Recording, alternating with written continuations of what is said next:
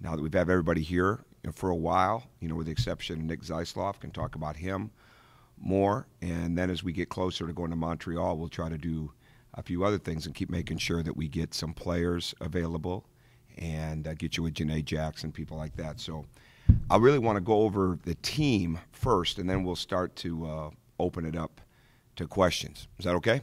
Do it that way? All right. We're right in the middle of the workouts, and it's been excellent. And as much as recruiting is a priority, the most important thing that we are working on a daily basis is making this team better. And I think your recruiting gets a lot better when they see the players getting better. And there is no question that that's been a huge part of what's been going on here and will continue to go on like that. And I mean, certainly, when you judge the last draft, in the sense of Noah going, we're one of two schools in the last 2 years that have had 3 lottery picks, ourselves in Kansas.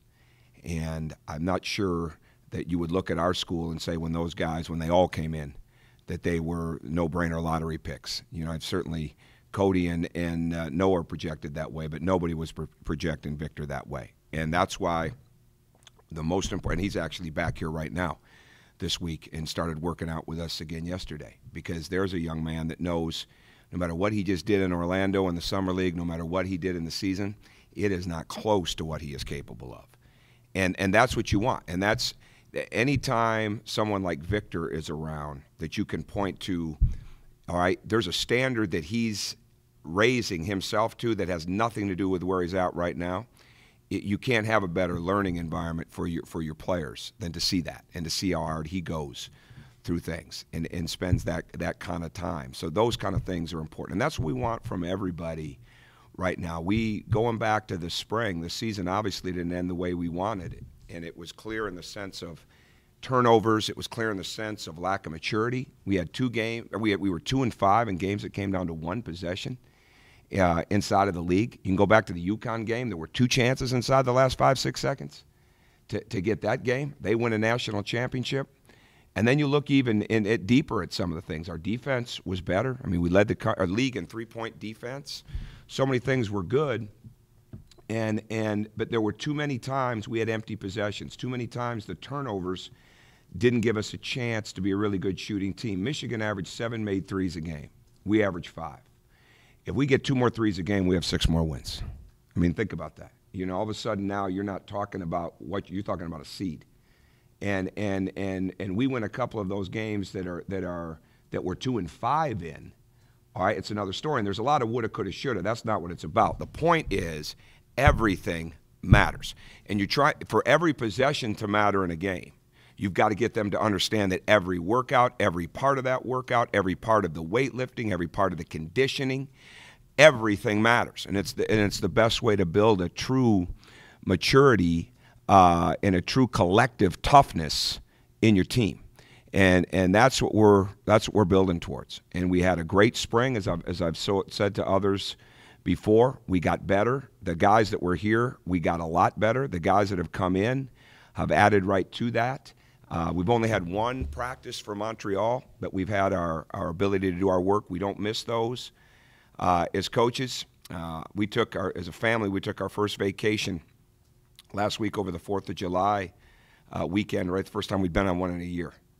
And I mean, I don't know how guys in this day and age can get away, and have summer homes and not be with their team. I mean, the most important thing you got going is your team. But they needed a little break too, and my family did, and we picked right back up and we jumped right back on it.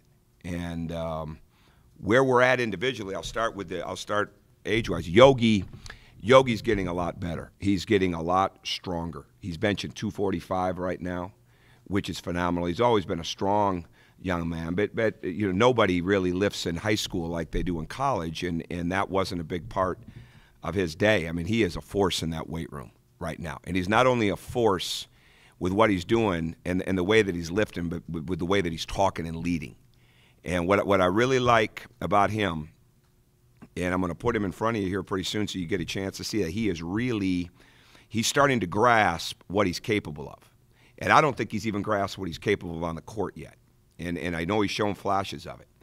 I had a gentleman in this league tell me that his team they had polled their team on some different questions about the season, and he said when it came down to the hardest matchup in the league to a man, everybody said the hardest matchup for them to deal with was with Yogi. I haven't even told him that yet. You know, we want people across the country saying that when they run into him. And he's working towards that. The keys right now that he become as great of a lead guard in the sense of do multiple things but make others better constantly. Offensively for himself, the vision's getting better. He's always had very good vision, but he's more aware of it, even though we haven't played a lot as a team. He's working on finishing against length and strength and being even a better finisher around the basket. He's developing a step back. We're working on his range. We want him to become as proficient of a guard as there is in the pick and roll, the ball screen offense, and then just be an absolute leader catalyst on defense. And it's really easy to point to him in anything that we're doing. This is how you do it, whether it's getting over a screen, whether it's the way you run the break, whether it's the way the ball moves in practice and from drill to drill. And that's a big thing for us. So his leadership is emerging. It's ongoing like everybody else's. You know, he kind of epitomizes our team. We're talking about him like he's a senior, and he's really only going to be a junior. I mean, we're going to be an extremely young team, and there's no doubt about that. But at the same time, there's a youthful enthusiasm about these guys, and it's turning into a more serious intent. And that's going to be a key for us. Can that serious intent continue to grow? Honor's body's continuing to change. Devin Davis is the strongest person on our team right now, but Honor is right there on his heels. And Janae keeps track of all kinds of different things. And it is and these guys go at it early in the morning. I came back from recruiting on Thursday to be in here early on Friday morning. And I was inspired for the rest of the weekend. And it had nothing to do with the recruiting. It was unbelievable watching these guys go at it. And Hunter and Devin are competing in there. And a big thing for us last year with Hunter is you need to win. You need to you need to win drills. You need to win competitions. You need to win as many pickup games as you can. I don't think he understood that. He's starting to understand how important that is. His body looks extremely good. He's gaining confidence. He's gaining stature around his teammates. He's gaining more of a voice. He's becoming a better worker. But it's July 15th. He's got to keep it up. You know, he's got to keep it up. There's no more inconsistency that can be there with Hunter. Because if he gets consistent, he's going to play in the NBA. I mean, there's no question about that. I mean, with that athleticism, that length, that talent, and when you see that body and you see that speed that he's capable of. But he's got to become consistent because he epitomizes what we need and play harder longer. And that's a big thing for us. Devin Davis is the strongest. He came in here benching just over 200. He's now at 285. His feet are improving. His speed is improving. The big key with him is the versatility. He's going to have to be able to do multiple things for us. We had a moment in practice last week where we took all the guards and put them on one team, okay, and put him, and it was the biggest guy on their team was Troy, and Devin had to run the point on his team. And every turnover was a -2.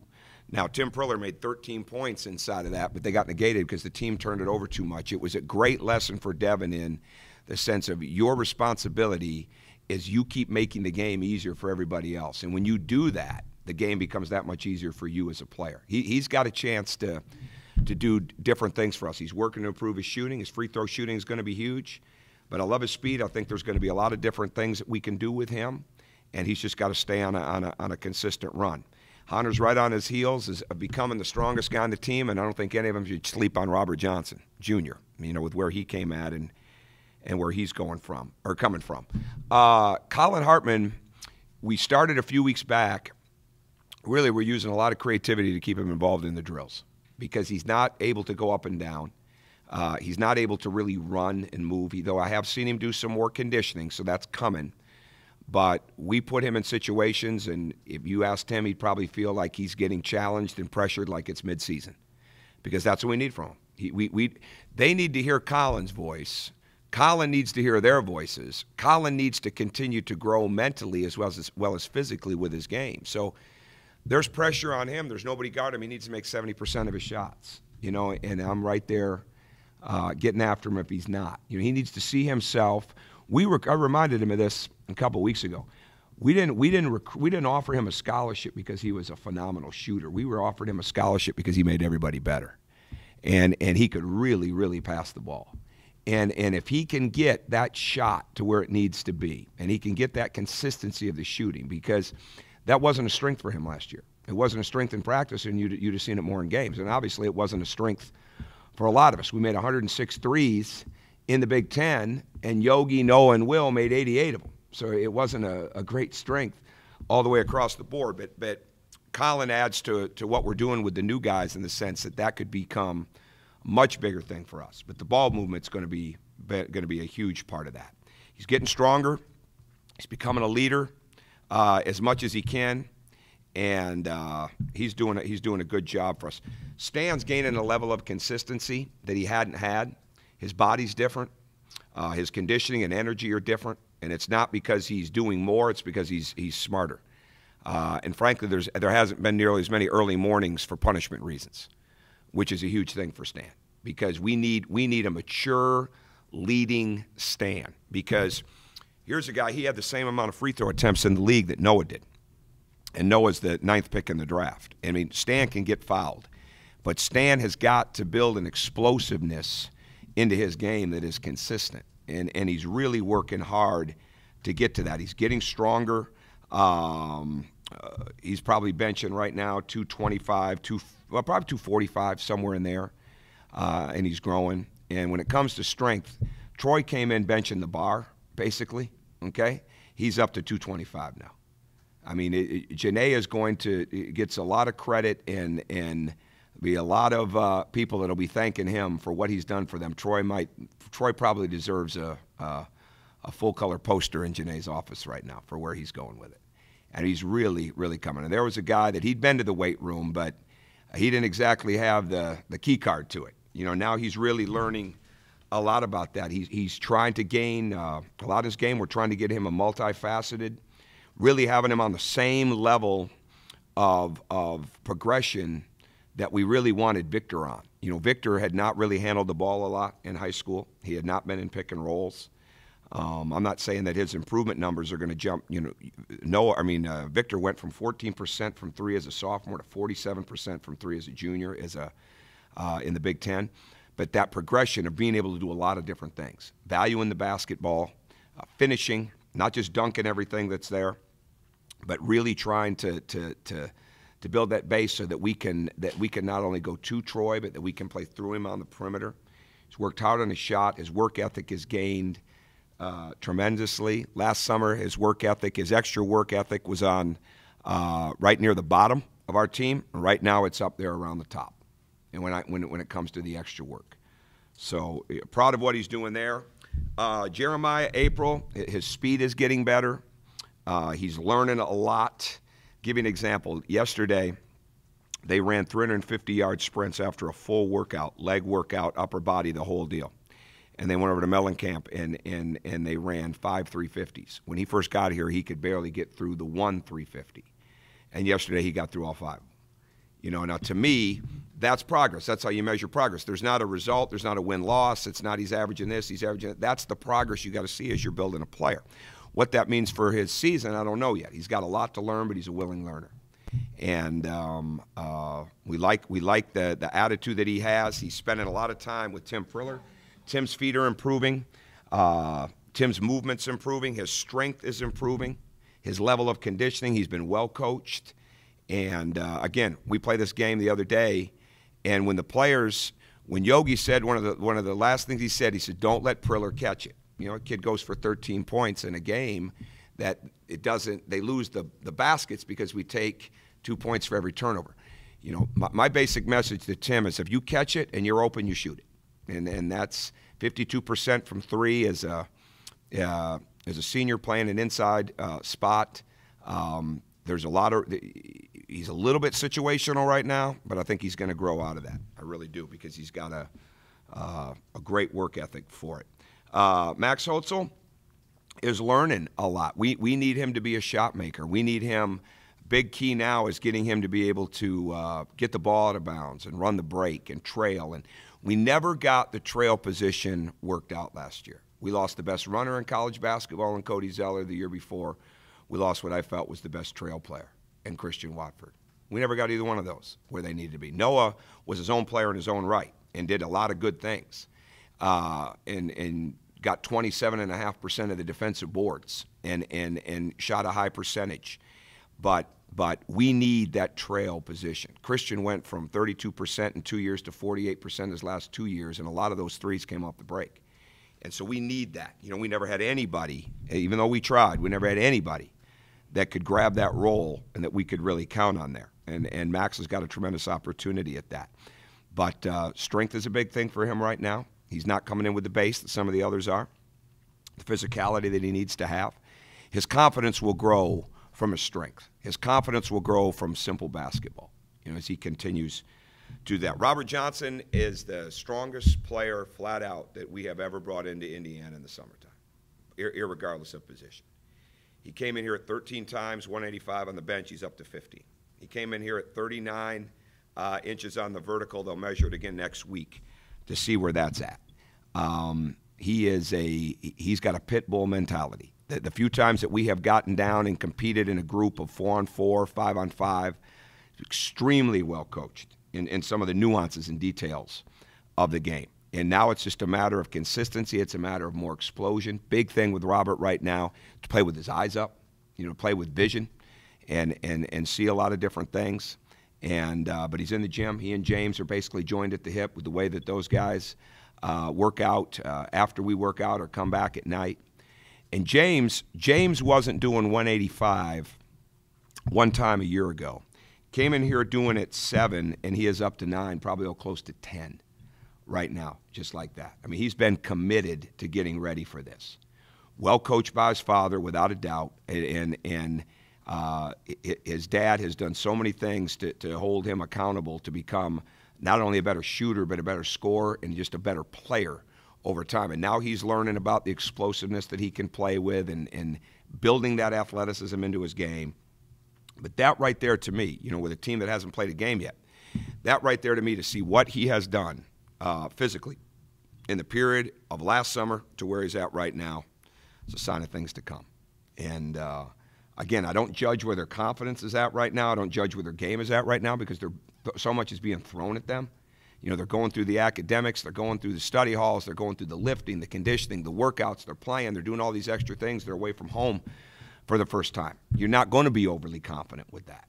But the bottom line is getting better is what's key. And I think they all see themselves getting better. Most recent guy up here is Nate Ritchie, and we are excited about him. He came up here and he worked out. I'd seen him on film a little bit.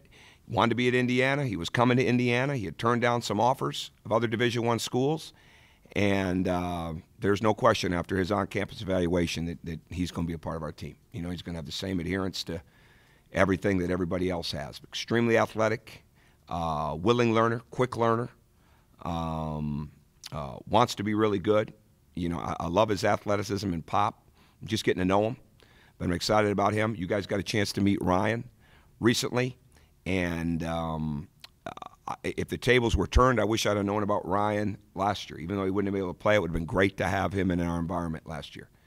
There's a maturity. He would have helped bring a maturity just like that to our team. But he was going to school, going to the Kelly School, and he's got a great mindset. He's one of those first one in, last one to leave type guys, and that's what you want.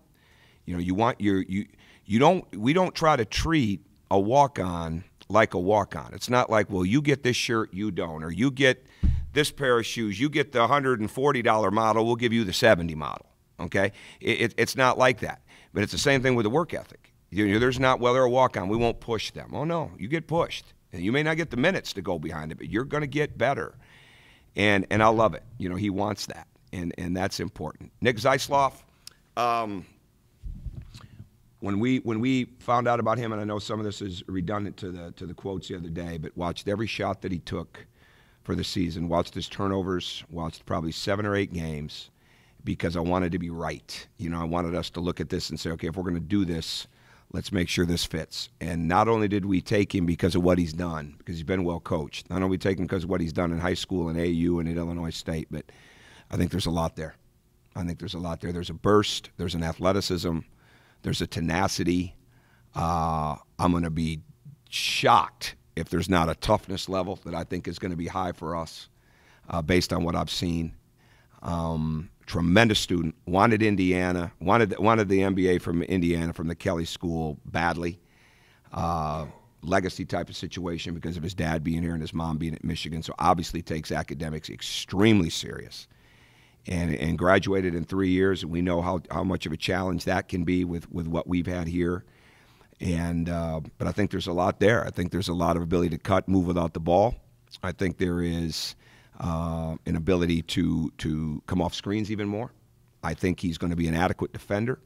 I think he's got to get in the mix and board, and I think that we're going to find that there's a multi-dimension ability. So all in all of the scholarships and of scholarship guys, you know, and Nick being in that, we still finished, I think, third in the league last year in shooting and three-point shooting. We're number one over the last 3 years in the BCS overall in league play.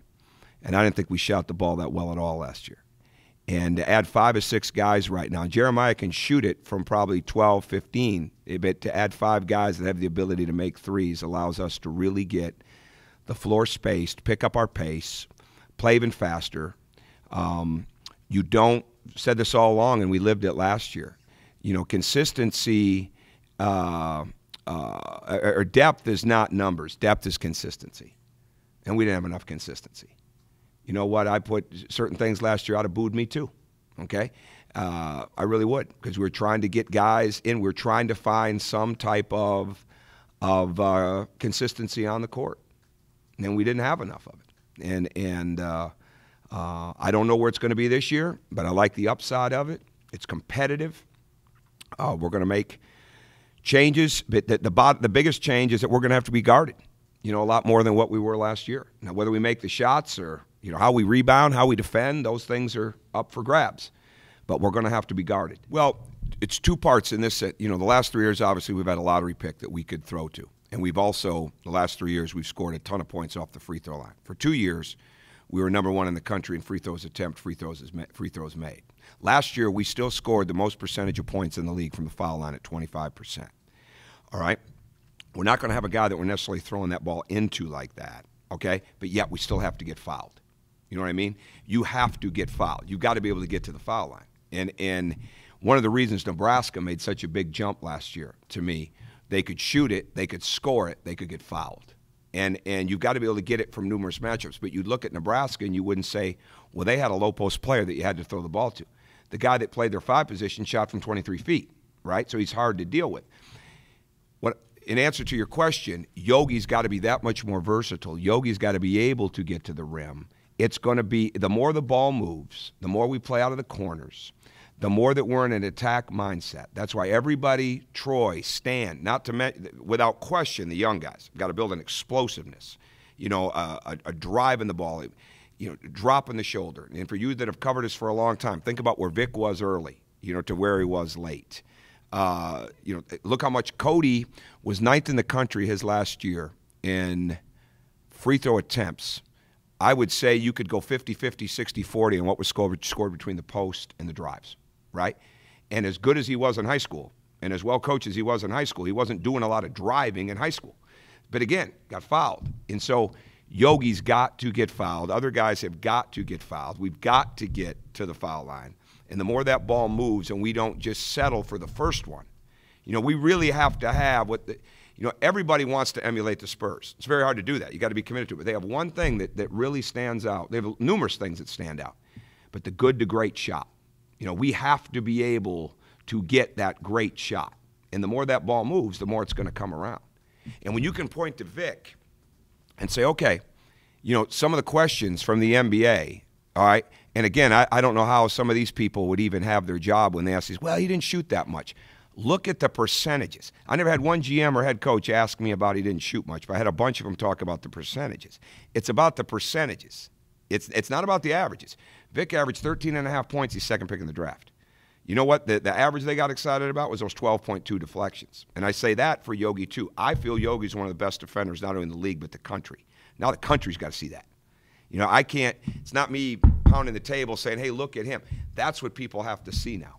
So Yogi's got to keep diversifying, multiplying, any way you want to look at his game, make everybody else better, all right, and be on that attack constantly on the offensive and defensive end. Well, we haven't put much in yet. It's so much of this has been about spacing and how we utilize the three-point line and the NBA line. So much of it's about just really, really getting the repetition of the fundamentals and of the basics of fundamentals, and then the fundamentals for Indiana basketball, you know, with the spacing. And every team has their own things that they really hold on to. And I think the better we get that, the more we're going to be able to do different things. Like last year, there was only one guy I wanted taking a shot in the corner, and he was the point guard, and I didn't really want him taking that shot. Because when you take that shot, now you're going to have that much harder. And he was our best transition defender, along with Will, right? So now the corner is going to be a whole other. Now we're not going to become this NBA team living on shots out of the corner, but you're going to have to guard us there, and there's going to be that much more movement off of that. So really, I don't think it becomes. It's got to be simplistic. It really does. I don't think this is a team that's going to. Certainly, we're not going to have the number of plays. We're not going to have to do that. There's going to be a lot more play out of the concepts, and then be extremely good in dead balls and in after timeout situations. You know, we were not nearly as good in after timeout situations last year as we'd been. Even when we weren't very good, we were pretty good after timeouts. And then the couple years, the year of 27 and 29, 27-29, right? The 27-29s, we were unbelievable coming out of timeouts. And so we were not good at it at all last year. Those kind of things have to happen. We want to run, we want to space. It's not a lot of changes. It's people that can make more of those plays. I've gone back. I always study a lot of Europe, so I've been studying an enormous amount of some European coaches. I've been studying David Blatt before he got the Cleveland Cavaliers job.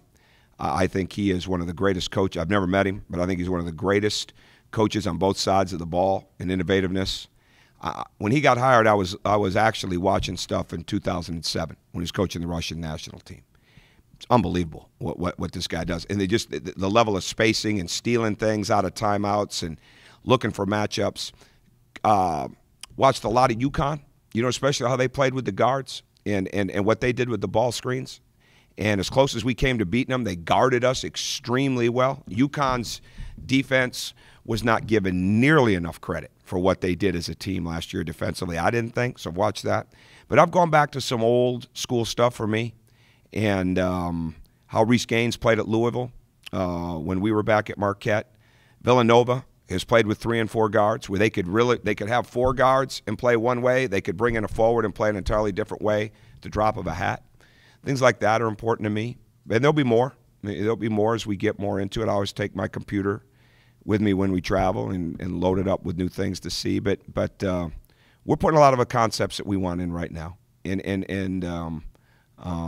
But before we can really start getting good at coming off the screens and, you know, ball screen this and ball screen that, we got it really good at some of the fundamentals of explosiveness, understand spacing and how hard you've got to go for how long you've got to go. So we can start to get that down.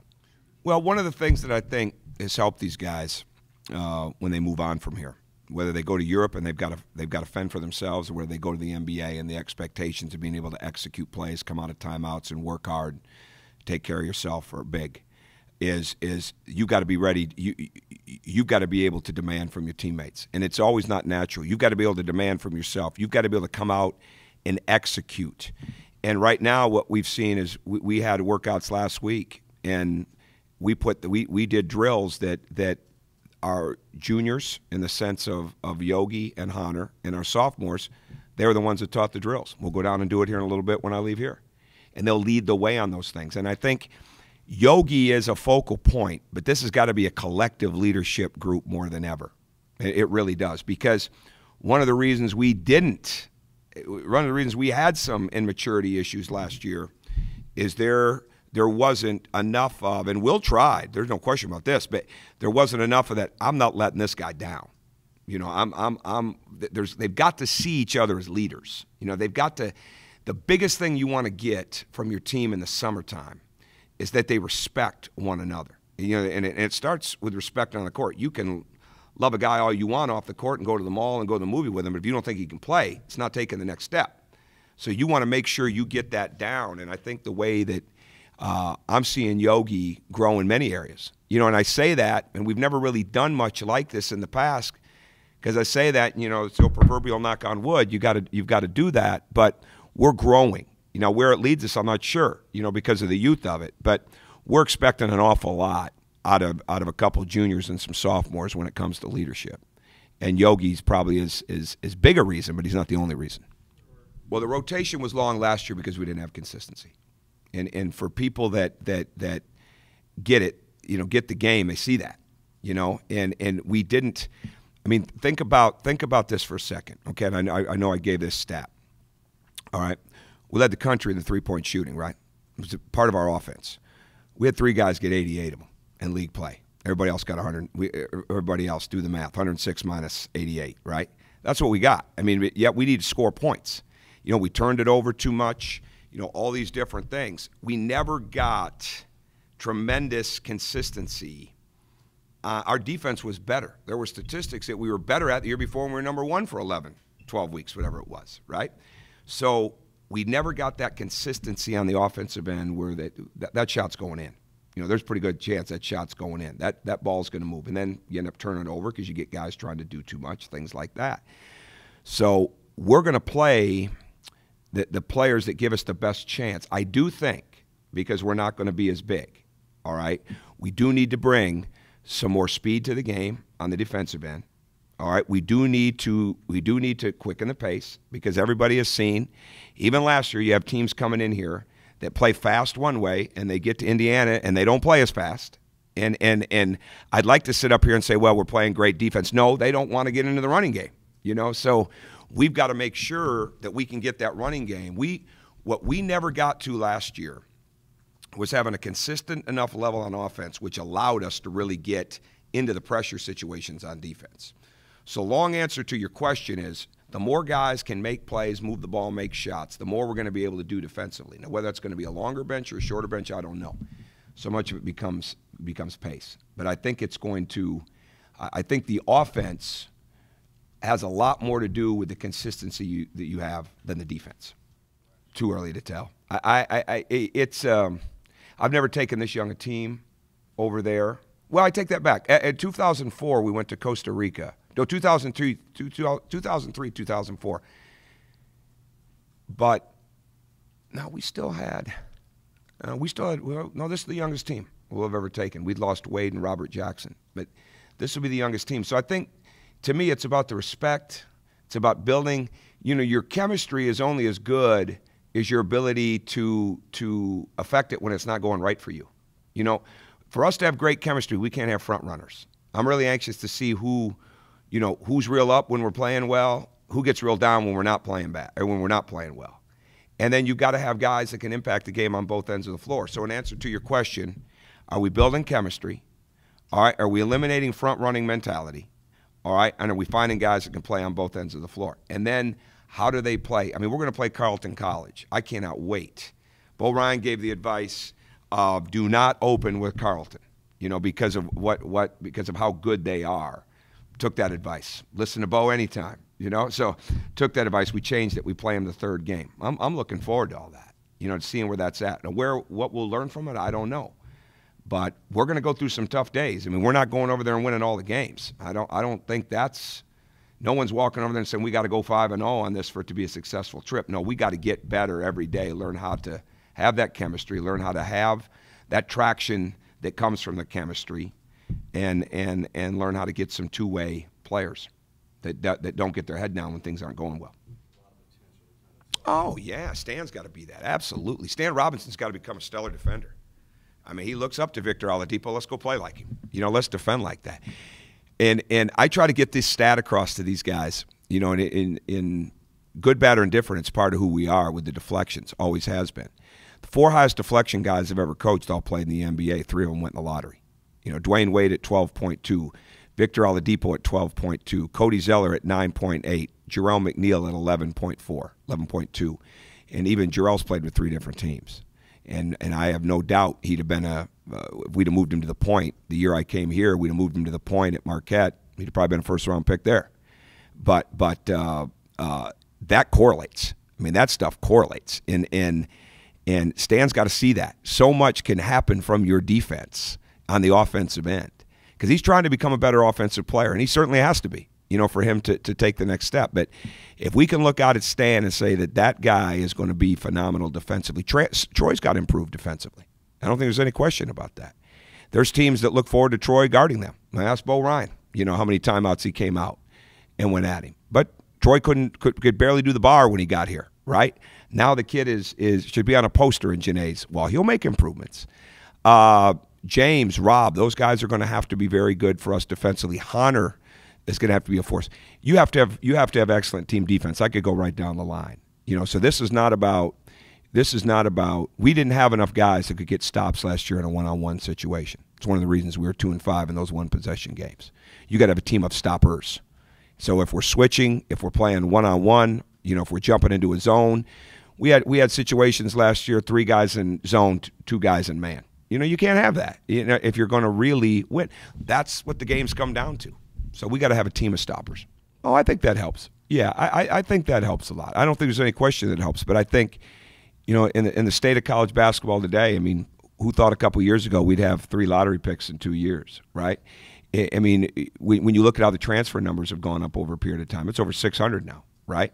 I mean, it's a fluid game. I mean, college basketball is a more fluid sport than any other sport in college sports. I mean, it just is. I mean, it's constantly changing. So there's no question that the older teams and the teams that can grow together, the teams that have very good balance, get that. We haven't had as much of that. When we did, we were really good. We had a bad night against Syracuse, and that same flip of games was flipped the other way that year in one-possession games, with the exception of Illinois and I think Minnesota. It comes to mind on that. But so there's no question that helps. Do they respect each other? Are they interconnected? Okay, and will they? You can't have front runners. You cannot win. So it doesn't matter. You could have a senior. You could have a freshman. If they're front runners, and how's it going for me?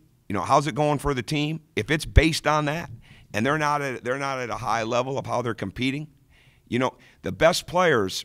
You shouldn't really be able to look at them and see if they're not having a great statistical game. They should look the same, and that's where you got to grow. That's part of maturity. So it is what it is. In that sense, we just got to continue to build on that every day, and that's what we're trying to try to get as much out of the summer as anything else with that. I don't know. Everybody has them. Some schools are pretty good at when you do this business for a living, like we do, and you know what goes on in other programs. You know how they. How this doesn't get out, that doesn't get out. Indiana's a little different like that. And we're sitting in here and we're not. There's no put our arm around them and say, hey, don't do that again. Hey, try not to miss that class again, okay? No one's doing that here. And that's why you get 1,000 on the APR 4 straight years, and these guys leaving. There's a difference between punishment and discipline, and I think guys are growing. There were mornings when guys were getting up. Some mornings they were working hard. Some mornings they were going over to see cancer patients at the hospital because they need to understand there's a whole other world out there and the gift you've been given. Some programs choose to bring a TV crew and invite every one of you over there in the morning and let's do a documentary on it. That's not me. Maybe we should do more of that, But that's not how we do it because these kids are going to get into a point in their life where they're going to need to do something at the age of 24, 25, 26, 27. You're not going to be there to cover it. You're not going to tweet about it. You're not going to bring a camera crew over there, but they better do it. They better help people that need help. And so in answer to your question, all you can do is keep building on that daily. That's all you can do. You can keep trying to put them in a situation where they rely on one another to get better, all right? Where they can look at each other and say, I don't want to let him down, okay? He's working, I'm working. He could work better, I'm going to tell him, because that will lead over to off the court. That will lead over. I mean, they're filled with numerous things, You know, and you play basketball in Indiana, I mean, it's a whole different deal. And, you know, there's a level of scrutiny that goes there. And they've got to understand that. So I think we're growing there. But, I mean, something could happen tonight, Zach. I mean, that's the thing. I can't jump out onto there's no soapbox on it. You just deal with it as it comes, and you try to help people understand that there's responsibilities and that you have. There are going to be consequences to your actions. But we're truly trying to be an extension of their family and help make them better. You know, it's not, well, you know, I'm going to go to my beach house and I'll get back in 2 weeks and I'll get back to it. You know, you deal with it head on day after day. And that's what you do. That's how you raise a family. I don't know if it's collective. I've thought about that, actually. I know it scares you that we're on the same wavelength, but and nobody else believes it. No, I don't know, because we should have had one earlier. You know what I mean? No. And somebody, we were doing a camp Q&A, and somebody said, didn't look like the team liked each other. I said, no, that wasn't it at all. If anything, they liked each other too much, because they wouldn't, you know, they didn't pull people out. They didn't pull each other out of situations they didn't need to be in. No, I think it's individual. I've thought about that. I think it's all individual, and I think you just got to grow. You know, we deal with a lot of things. You know, I've said to parents that I am way past over-involved in this, but that's the way it is. Let's go fix it. You know, and it is what it is. I mean, families, they expect us to be extensions. You tell them that in recruiting, they don't really know what that means. Well, we're going to be. We're going to hold to it. And collective, that remains to be seen. But you get enough individuals that grow up. I tell you what's happening is now there's some experiences that when an older guy, and older as a sophomore or junior, says something to a younger guy, they know what that feels like, what they're talking about. It's they've experienced it, you know, and it's not just how we work in practice or what study hall's like. It's what it's like to go here and what the responsibility that you're under and mistakes you can't make. But again, I don't sit up here and act like that's not going to happen again. That's not realistic. You just deal with it as you go, and you try to help people grow. And then you run into situations, well, you know, potentially we're going to have addition by subtraction. And that happens too. And that's just part of it. But you want to give everybody a chance to continue to grow. And if this group, they're building an interconnectedness. And you can't force it as a coach. It has to come. You can try to facilitate it as a coach. You can't make it happen. It's like in parenting. You can't make it happen. You got to try to facilitate it. And that's what we're trying to do. And we'll see where it goes.